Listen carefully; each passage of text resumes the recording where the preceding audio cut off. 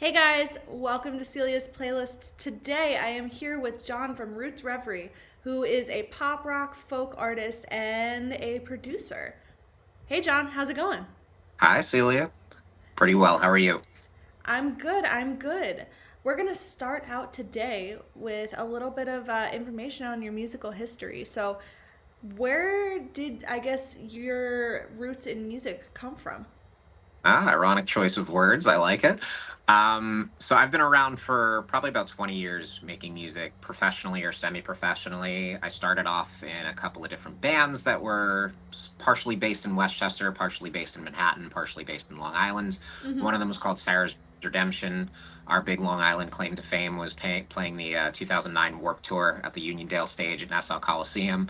And then I was in a band called Makeshift Lullaby for a while before I went Mm-hmm. solo for about 10 years. And then I just started up Roots Reverie recently. And on the side, I also produce other artists in various genres as well. Very cool, very cool. So tell me a little bit about Roots Reverie. Like, where did I guess the direction of Roots Reverie come from? So I was operating as a solo artist for about 10 years, and I have a very common name. And that name is part of my root as who I am as a person, so to speak. But what I found was that it was very hard to identify me on Google searches or social media or anything like that because there's about a bajillion John Blacks in the world. Every one of them has some sort of a social presence. There's a bunch of other John Black artists who all have well-known songs on Spotify and all that sort of stuff. So I needed something to sort of bring me into this next era of my music. And I I hate to admit it, but I typed what are some cool indie duo because this was a duo when I started it. Um, what are some cool names for an indie duo with a male and female voice? And the name Roots Reverie came up as one of the things, and I was like, oh, that's pretty cool. It sounds nice. So there's not really a whole lot of personal meaning behind the name, but it is something that kind of helped me transition into a new era. That's very cool. What are some of your influences? Like, where did kind of the sound of John Black come from? It's evolved over the years, as I hope it has at least. I started off, speaking of Long Island, as a very like pop punk, emo, screamo roots kid, with bands like Taking Back Sunday and Brand New, and that whole like pop punk feud for my generation. And as I grew, I got to be more into bands of that genre. My music earlier on was definitely influenced by that. My first couple of bands. Um, and then as I got older, I was always into pop. I always loved pop music and folk music and stuff like that, like going back to like late 90s kind of rock and like artists like Sean Mullins who had that song Lullaby. I loved stuff like that. So I started to try and integrate that a little bit more into my sound as well. So some songs are like super poppy, and then other songs are a little bit more like, hey, like I could see you just kind of sitting around a campfire with like maybe a percussionist and like a couple of other people singing too, and it still holds the same kind of vibe as long as it's catchy. I don't care. I gotcha. That's really cool. Do you write your own lyrics? Do you write your own songs? I'm assuming you do. I do, yeah. My songs are probably the only thing that keep me going from a musical perspective because I don't actually really play guitar recreationally anymore. So it's a lot based on the lyrics that I come up with, and then I put music to them, and eventually I try and put them out there into the world. Very cool. I like when you're creating like, the songs and the things that you're creating. I know that you are an artist and a producer. Is it hard to wear both hats?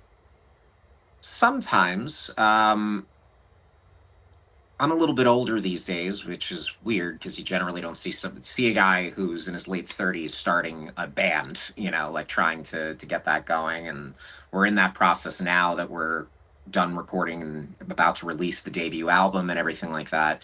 But these days I have a little trouble taking off my producer hat in the sense that like I want to add everything to every song.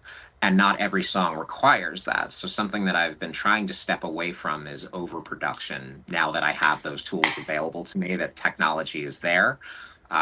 So it is tough sometimes to actually just sit down with a guitar and just like create a piece of art in that manner instead of just like the big glips and the glam and the epicness of 2024 that we have now.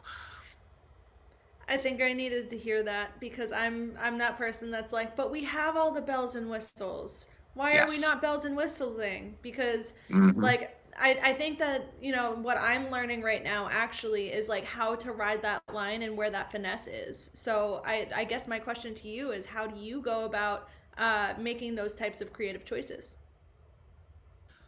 So more so in the last 5 or so years, something personal about me is I struggled for the last 5 or so years to try and get sober. And that's something that has translated into my music very heavily. Pretty much every song I've written in the last like half decade has been in some way, shape, or form about that.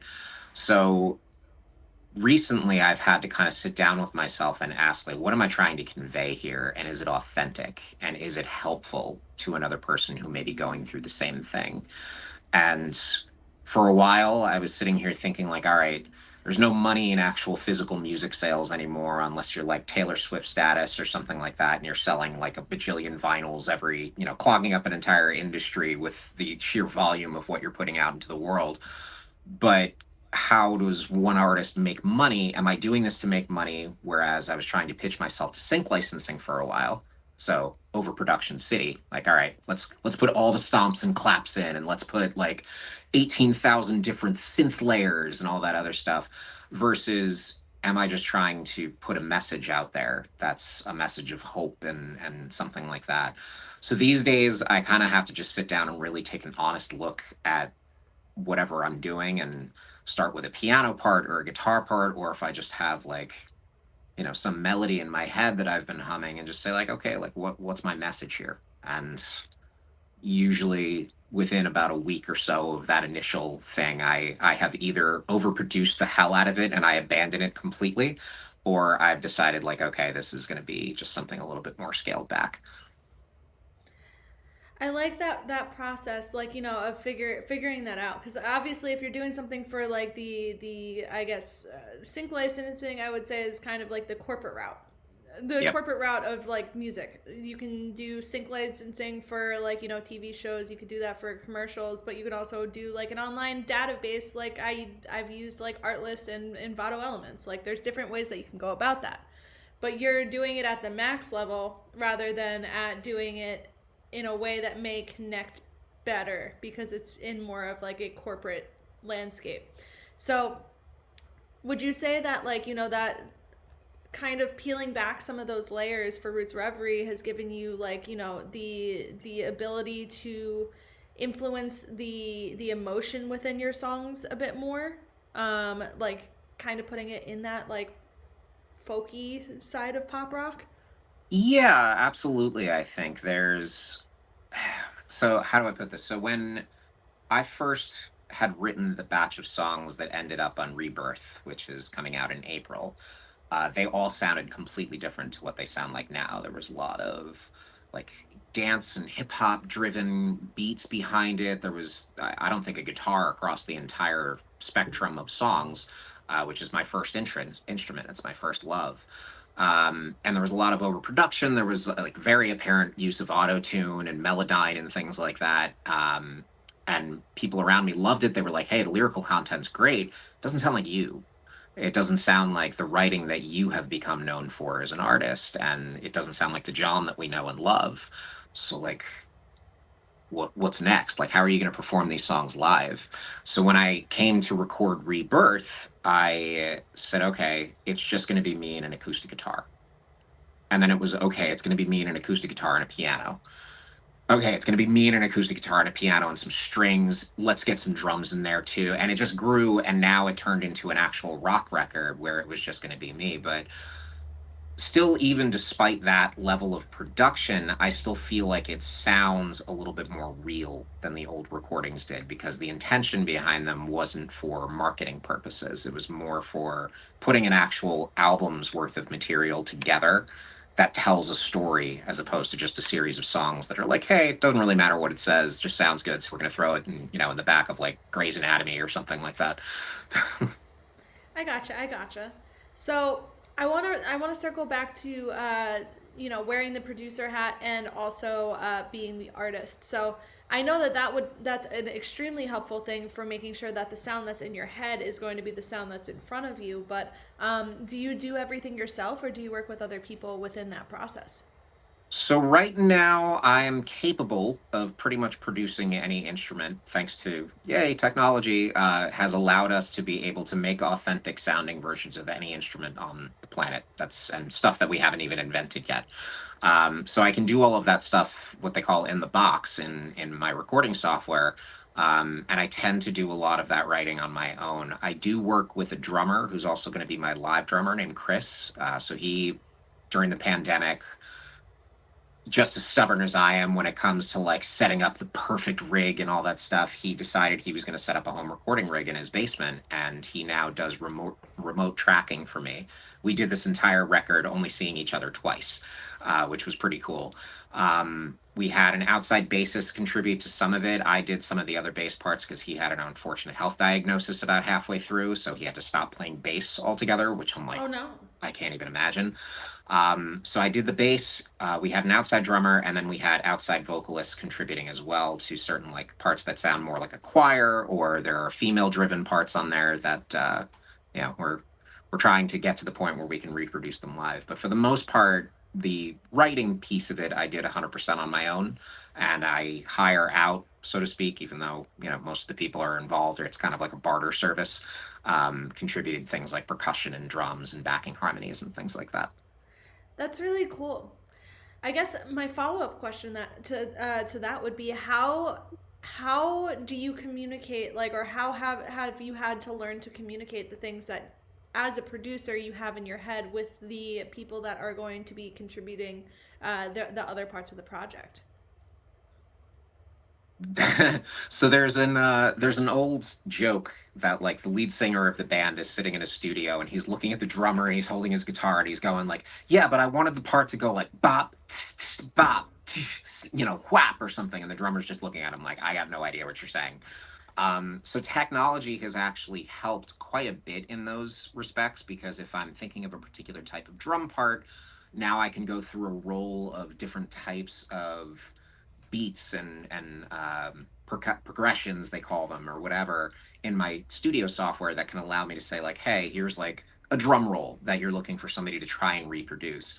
And Chris is such a talented, phenomenal drummer. He's been playing for like 30 years, so he can hear something even if I haven't brought him some sort of constructive idea to work off of, and he'll come up with stuff that I would have never had any idea with.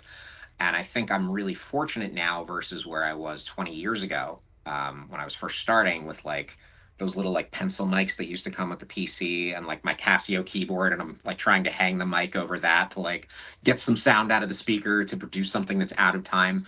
It saves so much time when you actually do get into the studio with somebody to start working on the live set, to actually say like, all right, we know the song already before we're going in, like now we have a basis for comparison. So it is a time saving respect. For myself, I've been very heavily reliant on technology because I am not an effective communicator when it comes to trying to go like boom bap or something like that. I gotcha. I feel like that's one of the limiting things that people like don't start because they're like, I don't know what to do. So I guess, like, between like the ability to, like, I know that there's apps out there, and I'm not sure if you know of any like off the top of your head, where you can even just like make like demos essentially, so Yeah. that when you come to the next, step in the process, which is working with someone like you, like a producer, or working with someone that might be in for like a session, I would assume that streamlines the process and the thought process a lot in the studio. Is that the experience that you've kind of come up with? 100%. I got to credit Apple. And I sadly also have to kind of credit the pandemic a little bit, because it forced a lot of people who normally were relying on folks like me. My original business model was to do everything from front to back for clients. And the pandemic really empowered artists in a great way, even though it kind of killed my business model, to actually start demoing at home, buy an SM7B or something like that for $400 and get a cheap copy of either GarageBand or Logic, and start building those songs the way that you envision them. Because I can't tell you how many times I was in the studio where I'd be like, hey, I have this idea. And the producer's like, you mean like this? And I'm like, no. And they're like, okay, well, we're out of time. So being able to have artists do that with me is a much more, I personally believe, time saving and lucrative thing, and it's encouraged a lot more artists to write a full song before even coming to me and saying, "Hey, here are the guitar parts. I already tracked them. I want it to sound like Bayside. Can you get the drums sounding a lot better? Yes, I can. We have better guitar amps on this side. You know, like we'll reamp the guitars. So just give me a clean version of it, kind of thing." Yeah. And then if it really comes down to it, if they didn't have proper like tracking technique in their home, they can always come out to me and we can do like a really fun, really lax vocal recording session where I get to wear that producer and coach hat too, where I'm just like, okay, I need you to sound like Barry White here, just for this one harmony, just to like layer. And usually we have a lot of fun doing that sort of stuff, but it does take the added aggravation out of it where like you're not paying someone by the hour to go into an unfamiliar space and like they spend like 45 minutes to an hour of the time that you're paying for just to like get levels proper or something like that. Like you can just kind of come in and get it done and produce it fast and in a way that makes sense and that's comfortable for the artist too. Like that's the most important thing. Like what's the finished product going to sound like? 100%. I think that that's really helpful, and like also it empowers the artist at the end of the day to be able to communicate better, because I know that 100%. that's like one of the things that I've heard people concerned going into like, you know, a producing session. They're like, I don't know if they're going to understand who I am and like what I am trying to do. So like, you know, it helps with getting the message across too. But I would love to, on another time, get further into this conversation, because this is a good conversation. But it is time for me to ask you the question that I ask everyone on this show, which is, and you could take this in any which way, any direction. What would your advice be to someone that is getting into music now? Like they are starting today. What would your advice be? Fail hard. And what I mean by that is you're not going to be perfect. There's a lot of pressure to be perfect in today's market. Everybody has songs on TikTok and Instagram now that sound like they are like the most phenomenal singer ever. And there's a lot of production that went into that. Fail hard, fail often, and fail in just a way that you can own it. Like if you have a bad performance and you're afraid of getting up on stage, I get it. You know, I still get stage fright 20 years later. And I'm trained professionally as a singer, I'm trained professionally as a producer, as a, you know, as a guitarist, and I still make stupid mistakes all the time. We're all human, and that's part of the beauty of music. And I think we have that trouble now separating that because technology has made it so easy to be perfect. Get up and play live. Have a bad gig. Put out a recording that you're not quite 100% with yet. Just get it out there. When I was first doing this in high school, and this is again going back 20 years to that Casio keyboard and the crappy pencil mic, and I'm like trying to do all these things in any sort of makeshift way I possibly could. I had people in school who were like, I put things out, and I think it was like ultimateguitar.com forums. This is pre YouTube. That's how much of a freaking geezer that I am. So I had things like these weird forums that I posted it on, and I like took a risk and I sent it to people who I knew in school. And like I put in a link in my like my AIM instant away messenger away message, and people were like, "Dude, that's you? That's you singing? You have such a low voice. How are you singing that high? Like, what is happening?" And I had all these people like all of a sudden who like at one point were kind of bullying me, like just reach around and like, all right, I guess John's pretty cool. Yeah, he's doing something that, yeah, maybe he's not on the football team, but he's doing pretty something pretty cool. So I think that you'll take a risk if you do those things, and you'll find that you have a lot more in common with the people around you than you might realize. That's really good advice, especially that last part, because you never know who's going to relate to your music and relate to the things that you're doing. So that's kind of the same ethos with me putting out a lot of the things that I do, because you never know who's going to relate and who's going to benefit from that. But John, we're at the end of the show. Where can people find Roots Reverie, and where can they follow you? So you can follow us on pretty much every social media platform that there is at Roots Reverie, except for Instagram, we're Roots Reverie Music because somebody had that tag already. Rootsreverie.com. We have merch available at store.rootsreverie.com, as well as vinyl and physical copies on demand if you want to order one. And I think the only social media network that we're not on at the moment, oddly enough, is Threads, which is where you found us. But something happened where I accidentally deleted my account, and I'm just waiting to get it back up and running again. So, All right. Well, you'll be back. You'll be back. But absolutely. thank you so much for hanging out with me, and I'm glad I got to hear more of your story today. And thank you. Just Yeah, thank thank you. you. Thanks for having me. It's been a Of blast. course. We'll have to keep in touch. But for everyone at home, make sure that you are following Roots Reverie, and I will see you guys at the next interview. Bye, Celia.